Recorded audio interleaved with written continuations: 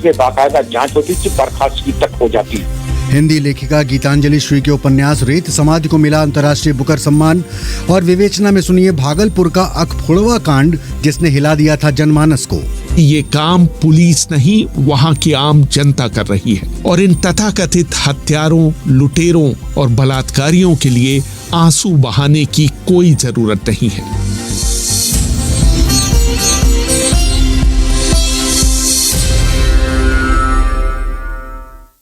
शाम के आने की कोई जरूरत सुनना शुरू कर चुके हैं बीबीसी हिंदी सेवा का डिजिटल कार्यक्रम दिन भर।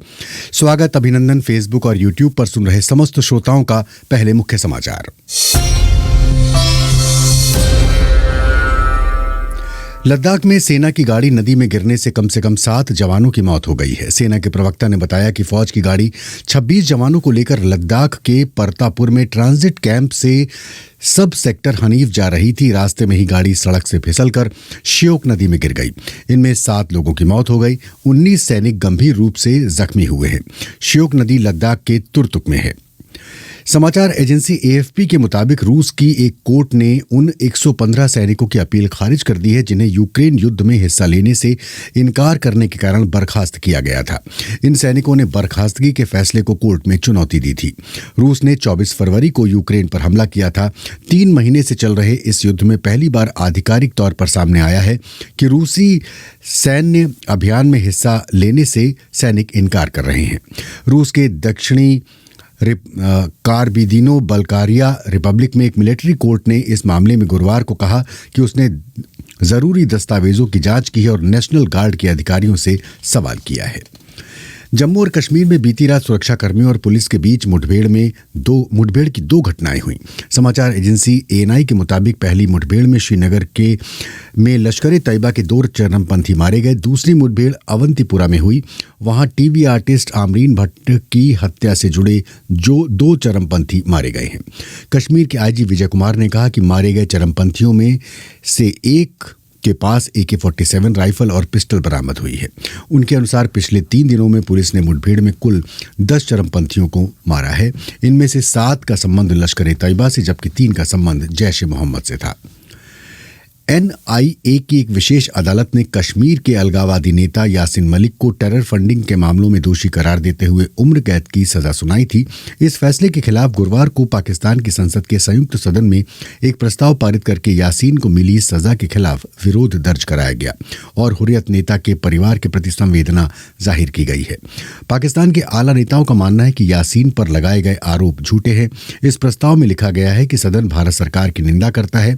सदन कश्मीर के लोगों को उनकी लीडरशिप से दूर करने के भारत के प्रयासों की आलोचना करता है। प्रस्ताव में इसे मानवाधिकारों की सार्वभौमिक घोषणा का उल्लंघन बताया गया है। आय से अधिक संपत्ति के मामले में हरियाणा के पूर्व मुख्यमंत्री ओम प्रकाश चौटाला को स्पेशल CBI कोर्ट ने 4 साल की सजा सुनाई है और 50 लाख रुपए का जुर्माना लगाया है। साथ ही कोर्ट ने चौटाला की 4 संपत्तियों को जब्त करने का आदेश भी दिया है। सुनवाई के दौरान CBI ने ओम प्रकाश चौटाला के लिए कड़ी सजा की मांग की थी, लेकिन चौटाला के वकील ने उनकी सेहत का हवाला देते हुए सजा में रियायत की अपील की।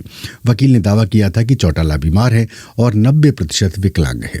मार्च 2010 में CBI ने अपनी चार्जशीट में कहा था कि 1993 से 2006 तक अपने पद पर रहते हुए आय से अधिक संपत्ति उन्होंने कमाई थी। चौटाला के खिलाफ prevention of money laundering act के तहत प्रवर्तन निदेशालय ने जांच शुरू की थी।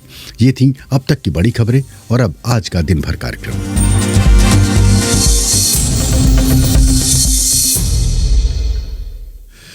क्रूज पर ड्रग्स मामले में NCB ने शाहरुख खान के बेटे आर्यन खान को क्लीन चिट दे दी है।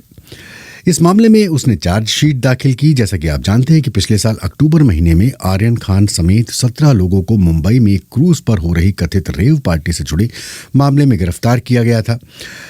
NCB ने 6000 पन्नों की चार्जशीट दाखिल की और इस मामले में 14 अभियुक्त थे। अदालत ने सबूतों की कमी का हवाला देते हुए आर्यन खान को जेल से रिहा किया था। नारकोटिक्स कंट्रोल ब्यूरो के SN प्रधान ने कहा, स्ट्रॉन्ग एविडेंस था, उसके आधार पर चार्जशीट दाखिल की गई है और जिनके खिलाफ एविडेंस बना नहीं उनके खिलाफ चार्जशीट नहीं दाखिल की गई। आर्यन खान के खिलाफ क्या कोई चार्जशीट दाखिल हुई है या नहीं?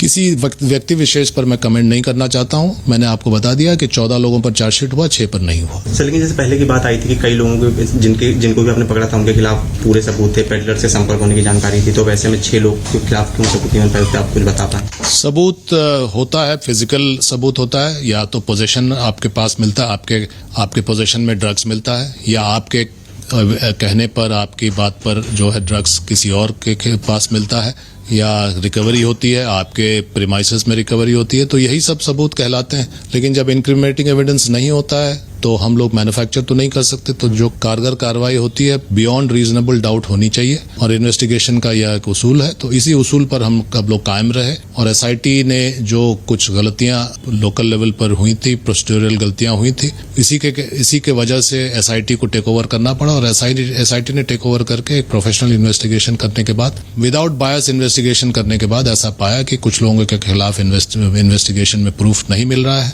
उन्हें चार्जशीट नहीं किया गया, और जिनके खिलाफ सफिशिएंट प्रूफ मिला, फिजिकल या सर्कमस्टेंशियल, उनके खिलाफ चार्जशीट दाखिल की गई। अब मयंक भागवत जो कि बीबीसी संवाददाता है, उन्हें हम कार्यक्रम में शामिल करते हैं।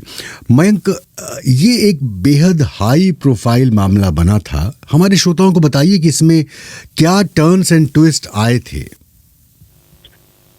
देखिए, सबसे बड़ा इसमें ट्विस्ट एंड टर्न्स आए थे जब आर्यन खान की गिरफ्तारी के बाद महाराष्ट्र में एनसीपी के प्रवक्ता नवाब मलिक ने आरोप लगाया था कि इस पूरे मामले को लेकर बीजेपी के 2 कार्यकर्ता एनसीबी की टीम के साथ इस पूरे कार्रवाई में मौजूद थे, और उन्होंने उनके आरोपों की पुष्टि करने के लिए कुछ वीडियो भी मीडिया के साथ साझा किए थे, जिसके बाद वो बीजेपी के कार्यकर्ता भी खुद सामने आए और उन्होंने कहा कि हाँ, हम बीजेपी के कार्यकर्ता है और हमें इस पूरे मामले को जानकारी मिली थी, इसलिए हम एनसीबी के साथ वहां पर रेड करने गए थे।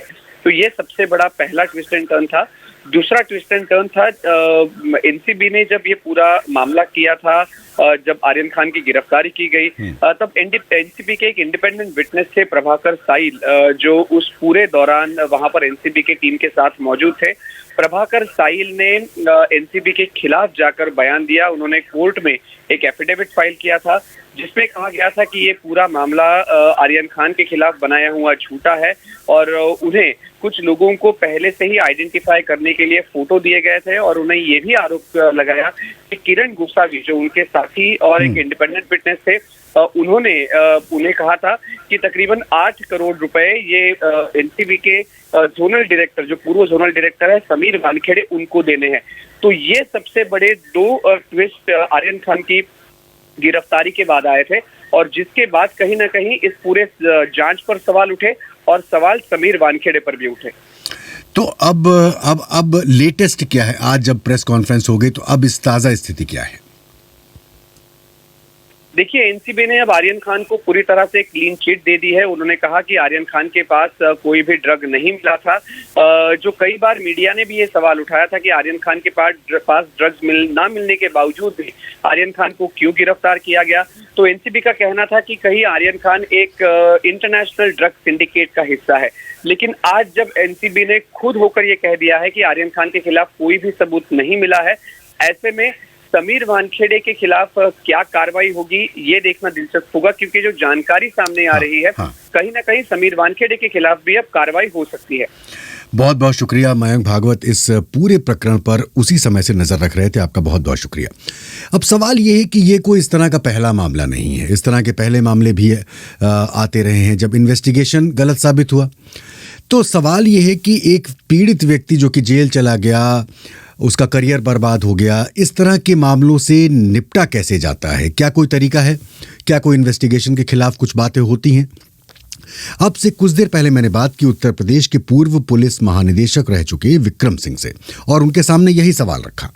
कानूनन इसमें प्रोविजन है हर पुलिस डिपार्टमेंट के रेगुलेशन में और इंटरनल डिसिप्लिनरी कमेटी में, इसको कहते हैं बैड इन्वेस्टिगेशन। और अगर मुकदमे की पैरवी में लापरवाही या कोई रंजिशन, कोई कार्रवाई हुई, बैड इन्वेस्टिगेशन वर्स प्रोसिक्यूशन, और इसको कहते थे कि पैरा 99 की इंक्वायरी होगी। अगर इस तरीके की कोई शिकायत आती है कि रंजिशन या मनमाने तरीके से कोई अगर तफ्तीश की गई है, फंसाने की नीयत से की गई है, रिश्वत लेने की नीयत से की गई है, तो इसमें इसमें बाकायदा जांच होती थी, बर्खास्तगी तक हो जाती थी। नहीं तो आगे क्या होता है? मतलब मान लीजिए कि एक अधिकारी जिसने की गलत इंटेंशन से किया, या मान लीजिए कि उससे चूक भी हो गई, उस व्यक्ति के खिलाफ कुछ होगा? बिल्कुल होना चाहिए। नारकोटिक्स कंट्रोल ब्यूरो की जो प्रेस रिलीज आज आई है उसमें साफ कहा है कि ये इसमें कोई सबूत नहीं मिले, जो बरामदगी हुई वो माकूल और पर्याप्त नहीं थी, सब सबूत नहीं थे। तो ये आपने जरूरी नहीं समझा कि जब आप मीडिया ट्रायल करा रहे थे, मीडिया में आप बिल्कुल छा गए थे, बिल्कुल रॉबिन हुड की तरीके से, सुपरमैन की तरीके से, तब आपने नहीं सोचा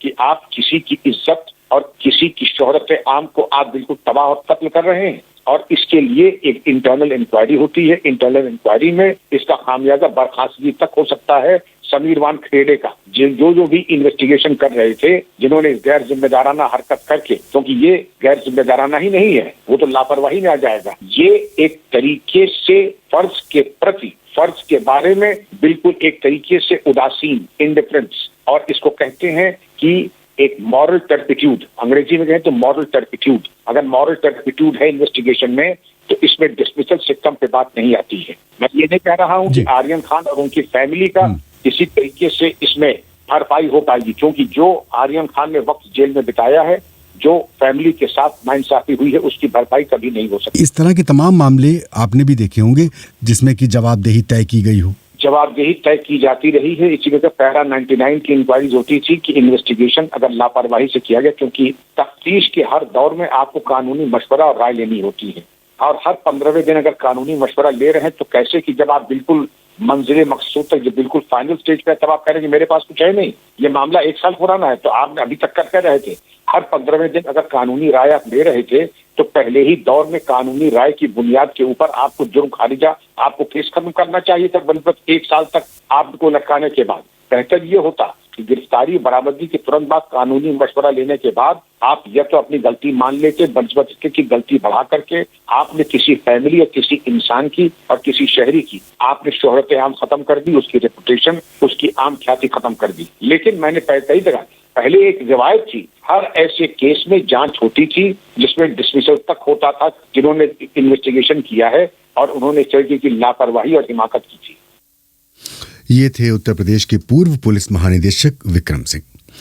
गीतांजलि श्री हिंदी की पहली ऐसी लेखिका हैं जिन्हें अंतर्राष्ट्रीय बुकर पुरस्कार मिला है। ये पुरस्कार उनके उपन्यास रेत समाधि के अंग्रेजी अनुवाद टूम्ब ऑफ सैंड के लिए दिया गया, और इसका अनुवाद प्रसिद्ध अंग्रेजी अनुवादक डेजी रॉकवेल ने किया।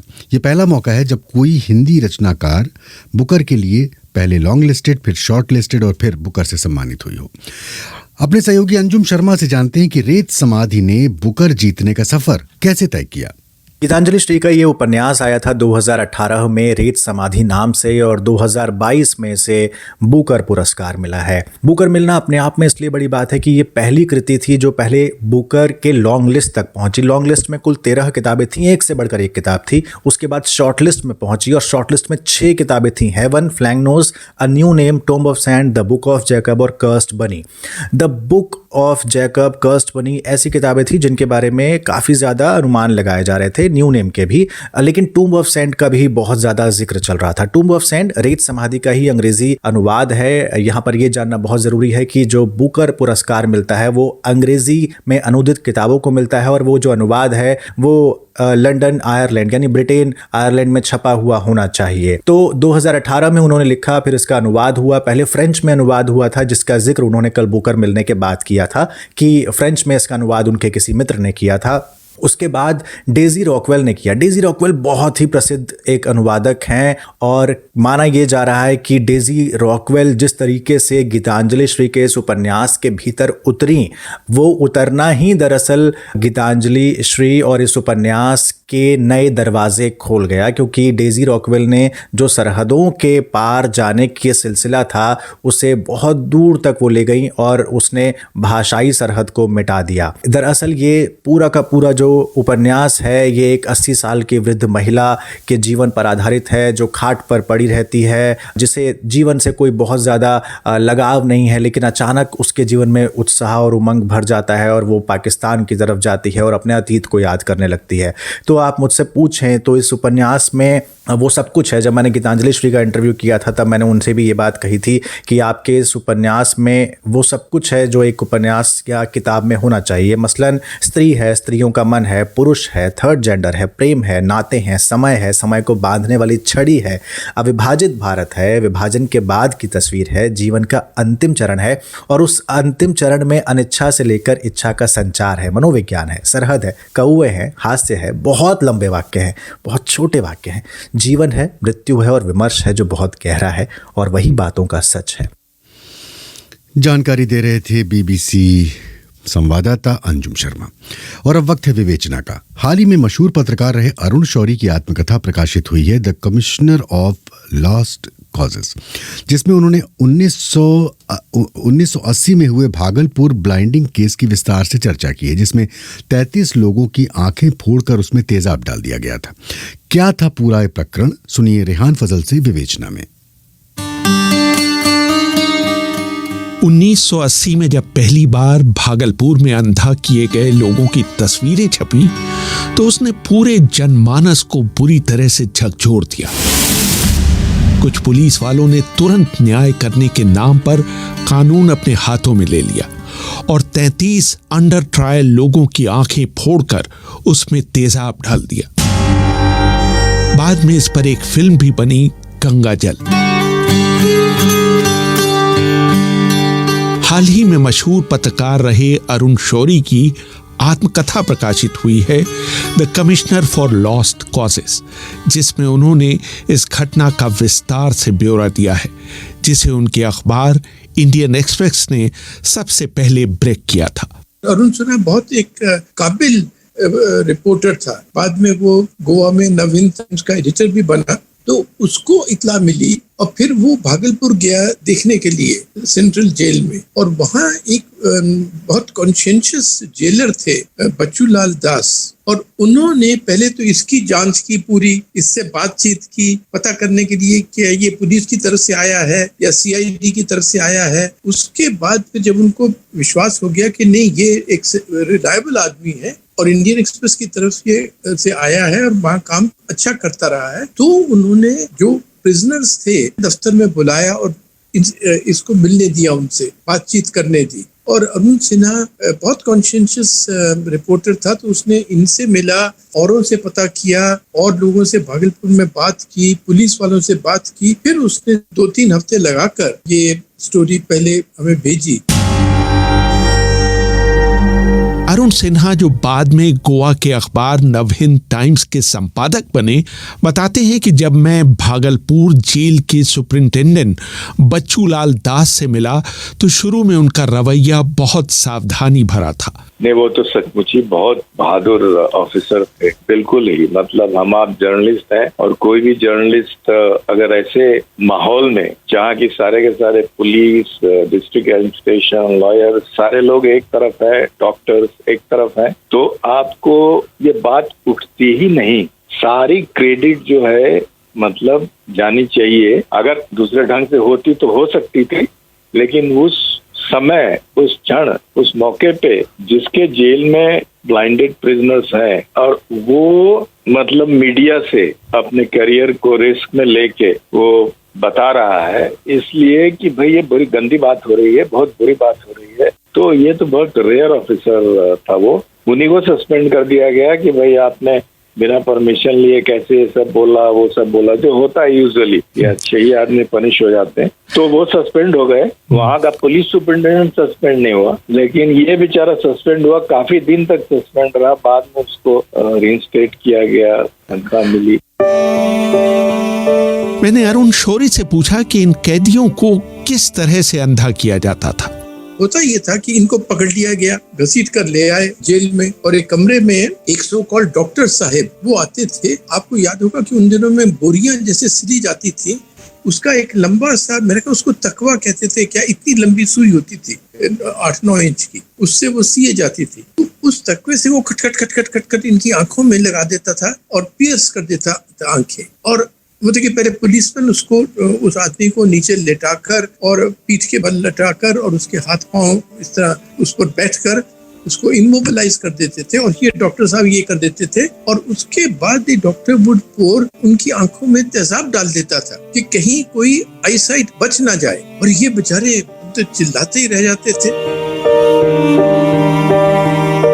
एक ऐसी भी घटना हुई जब अंधा किए गए 7 कैदी एक कमरे में लेटे हुए थे, तभी एक डॉक्टर साहब अंदर पहुंचे। कि कुछ दिनों बाद ये डॉक्टर वापस आया और इनसे बोलने लगा कि अच्छा भाई कौन देख सकता है कौन नहीं देख सकता, इसके यहाँ तो आपको कुछ लाइट दिखती है, कुछ शेडो दिखता है, ये वो। तो वो बेचारे समझने लगे कि शायद ये डॉक्टर के मन में कोई सेकंड थॉट्स आ गए हैं, इसको रिपेंटेंस हो रही है। तो उसमें से 2-3 ने और कि भाई ये शायद हमें मदद करेगा। अब 2-3 ने कह दिया कि हाँ साहब मुझे जरा सी लाइट दिखाई दे रही है, ये शेडो मतलब कि साया दिखाई दे रहा है। तो उनको कहा अच्छा ठीक है, दूसरे को चला गया और फिर उन बेचारे 2-3 आदमियों को दूसरे कमरे में फिर से ले जाया गया और फिर सारी चीज फिर से की गई कि भाई किसी की आईसाइट ना बचे। ये सिलसिला जुलाई 1980 से चल रहा था। तेजाब को पुलिस वाले गंगा जल कहकर पुकारते थे। अंधे हुए लोगों में उमेश यादव अभी भी है। इस समय उनकी उम्र 66 साल है और वो भागलपुर के कूपा घाट गांव में रहते हैं। यादव ने बीबीसी को बताया, ये सर हम हिसाब से बिसरिया शाम के पास पुलिस ने हमको पकड़ लिया था। पकड़ लेने के बाद वो कोतवाली ले गया।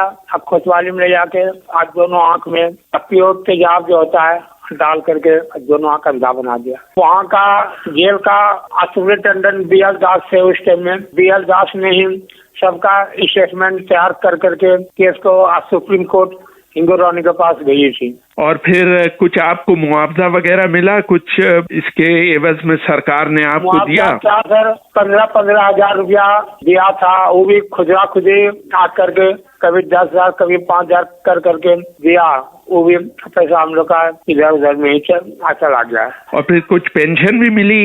पेंशन सर वो हिंगोरानी ने ही पहले 65 का दिलवाया था। तो अभी तक मिल रहा है पैसा या अब नहीं मिल रहा? फिर 500 रुपया से 90 में फिर हिंगोरानी ने बहस किया इस महंगाई में 500 रुपया से कुछ नहीं होगा, इन लोगों को कम से कम 1000 तक का महीना दीजिए।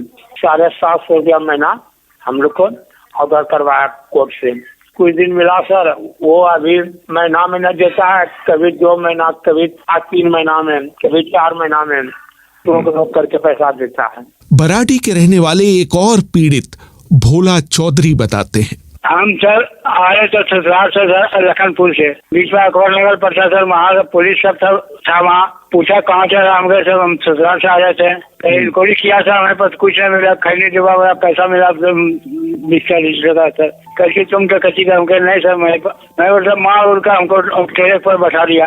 वहाँ से ले गया रेजान थाना ले गया सर। थाने में सर पकड़ के सर बांध के हाथ गोड़ सर और टकवा मार के तेजाब दिया सर थाना में।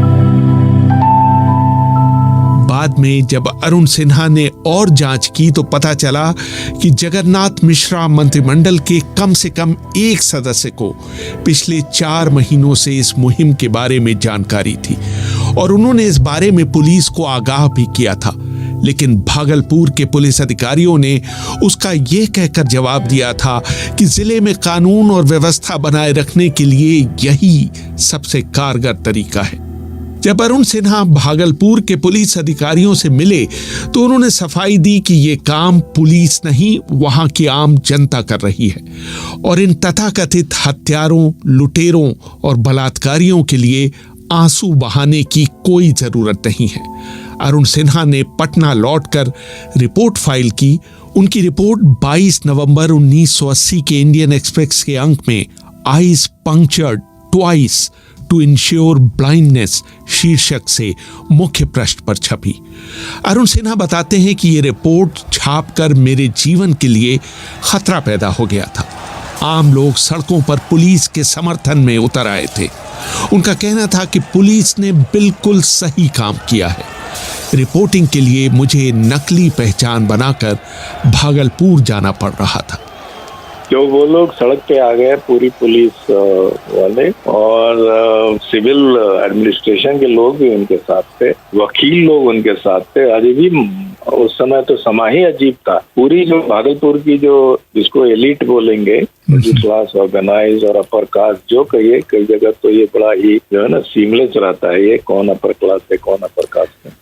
तो इन लोगों ने पूरी एक जबरदस्त डेमोन्स्ट्रेशन की वो डिस्ट्रिक्ट मजिस्ट्रेट के यहाँ ये सेक्शन के खिलाफ कि नहीं ये सब तो निर्दोष हैं, इन पर क्यों सजा हो रही है, ये जो कर रहे हैं, जो हो रहा है वो ठीक हो रहा है। बिहार पुलिस में 2 मेजर ग्रुप थे। अनफॉर्चुनेटली या फॉर्चुनेटली जिस ग्रुप में ये तो 2-3 साल से चल रहा था, तो जो डीआईजी वहां पे गए, जो पुलिस सुपरिटेंडेंट गए, वो एक पर्टिकुलर ग्रुप का था और दूसरा ग्रुप जो था वो सेक्रेटेरिएट में बैठा था। तो ये लोग जबरदस्त सूत्र बन गए। अब हमारे पास जो है ना फोन आने लगा और हमारे पास जो है ना डॉक्यूमेंट टाइप आने लगे कि देखिए ये पुलिस वाले गए थे, ये सीनियर अफसर आईजी हो गए हैं, अभी डीजी होने वाले हैं, ये गए थे, इन पर रिपोर्ट हुई कि साहब ये हो रहा है ऐसा मामला, पुलिस ब्लाइंड कर रही है, आप कुछ काम कीजिए, but it didn't take any action. इस अभियान से खुश होकर बिहार के पुलिस महानिरीक्षक ने भागलपुर के पुलिस अधीक्षक को प्रशंसा पत्र भेजा था। इसके अलावा एसपी को एक कलाई घड़ी और उनके मातहत काम करने वाले पुलिस कर्मियों को नकद इनाम दिए गए थे। जब ये बात सार्वजनिक हुई तो मुख्यमंत्री जगन्नाथ मिश्र और डीआईजी ईस्टर्न रेंज ने इसके लिए आम लोगों को जिम्मेदार ठहराया। अरुण शौरी पूछते हैं, पुलिस भी ये कहती थी और वो सरकार भी ये कहती थी कि नहीं हमने नहीं किया, ये तो जी बड़े हार्डन क्रिमिनल्स हैं, इनको पब्लिक ने ये कर दिया पकड़कर। तो अरुण सिन्हा ने ठीक उस समय पूछा था कि भाई पब्लिक के पास इतनी कैसे इत्तला आई और पब्लिक फिर उनको जेल में कैसे लाई, जेल के पास कैसे लाई और एक ही जगह पर जाकर उनको ये एक ही मोडस ऑपरेंडी से उनकी आंखें कैसे खत्म की गई। और वो अपने जेब में एसिड रखते थे क्या लोग, और एसिड उनको मिला तो कहाँ से तेजाब मिला। तो ये सब प्रश्न उसी समय उठाए गए और उसका उनके पास कोई जवाब नहीं था। जैसे ही ये खबर ब्रेक हुई, केंद्रीय मंत्री वसंत साठे ने कहा कि इंडियन एक्सप्रेस अखबार पुलिस का मनोबल गिराने की कोशिश कर रहा है। लेकिन आचार्य कृपलानी ने एक जनसभा कर इस पूरे ऑपरेशन की घोर निंदा की। जब संसद में ये मामला उठा तो शुरू में सरकार ने ये कहकर अपना पल्ला झाड़ने की कोशिश की कि जो कुछ भी हुआ वो दुर्भाग्यपूर्ण है, लेकिन चूंकि कानून और व्यवस्था राज्य सरकार के कार्य क्षेत्र में आता है, इसलिए इस पर विचार करने की उचित जगह विधानसभा है, न कि संसद। प्रधानमंत्री इंदिरा गांधी ने इस पूरे प्रकरण पर गहरा दुख प्रकट करते हुए कहा कि वो इस बात पर यकीन नहीं कर पा रही हैं कि आज के युग में ऐसी चीज भी हो सकती है। मैंने बहुत बड़ी फोटो छापी थी 3 कॉलम की उस ब्लाइंडेड आदमी की आंखों की फ्रंट पेज पर, तो हमारे पेपर में भी उसका क्रिटिसिज्म हुआ कि जी मेरा ब्रेकफास्ट खराब हो गया। मगर पार्लियामेंट में एक साठे साहब ने कहा कि but Mrs Gandhi was physically sick, मतलब कि उनको उल्टी आ गई या क्या हो गया। फिर उसके बाद मिसेस गांधी ने स्पीच भी दी और उन्होंने ये नहीं कहा कि भाई स्टेट गवर्नमेंट के बारे में ये मैं करूंगी या ये होना चाहिए, वो कुछ नहीं था कि ये अनफॉर्चुनेट चीज है। और ज्ञानी जी ने तो पार्लियामेंट में कहा कि इसको और मत उठाओ, हम कुछ ना कुछ कर रहे हैं, क्योंकि इससे इंडिया का इंटरनेशनल इमेज खराब हो जाएगा। सुप्रीम कोर्ट ने इस पूरे मामले का संज्ञान लेते हुए इन सभी पीड़ितों की दिल्ली के अखिल भारतीय चिकित्सा विज्ञान संस्थान में जांच कराने का आदेश दिया।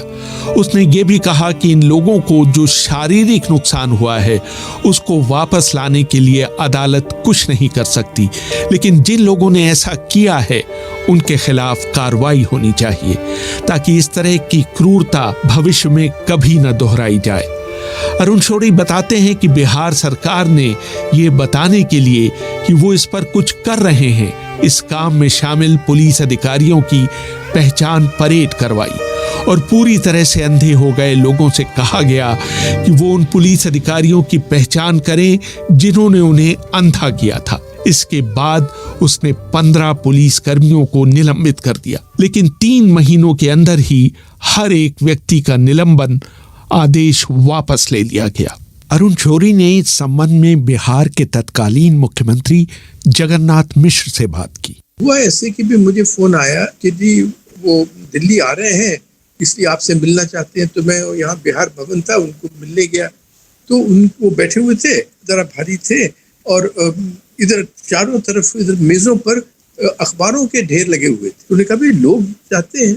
मैंने कहा साहब ये लोग चाहते हैं, ये तो हर रोज कहा जाता है करप्शन ग्लोबल फिनोमिनन है, तो इससे तो कोई फर्क नहीं पड़ता। मैंने कहा कि साहब मगर ये बताइए कि यहाँ के लोग कह रहे हैं कि देखिए आपने करवाया हो, आपकी पुलिस ने करवाया हो, तब भी आप जिम्मेदार हैं। अगर ना करवाया हो और आपको ये सब कुछ हो रहा है और आपको पता नहीं है, तब भी मुश्किल है। इसलिए लोग कह रहे हैं कि आपको रिजाइन करना चाहिए। Why should I resign? I have already accepted moral responsibility. कहते हैं ये एक moral responsibility in lieu of resignation. कुछ वरिष्ठ अधिकारियों का तबादला भर किया गया। उस अफसर को जो भागलपुर शहर का एसपी था, रांची का एसपी बना दिया गया। एक और व्यक्ति जो भागलपुर जिले का एसपी था, उसे मुजफ्फरपुर का एसपी बना दिया गया। वरिष्ठ पुलिस अधिकारियों को पहले से भी महत्वपूर्ण जगहों पर भेजा गया। डीआईजी सीआईडी को बिहार मिलिट्री पुलिस का प्रमुख बनाया गया और डीआईजी भागलपुर को डीआईजी विजिलेंस के महत्वपूर्ण पद पर भेज दिया गया। रेहान फजल, बीबीसी दिल्ली। और विवेचना के साथ दिन भर का ये अंक यहीं पर समाप्त करने की अनुमति दीजिए। आज इस प्रोग्राम का तकनीकी पक्ष संभाल रहे थे तिलक राज भाटिया। कल जब आपसे मुलाकात होगी तो आप होंगे, हम होंगे और कार्यक्रम होगा बीबीसी इंडिया बोल। मोहनलाल शर्मा को विदा दे, नमस्कार।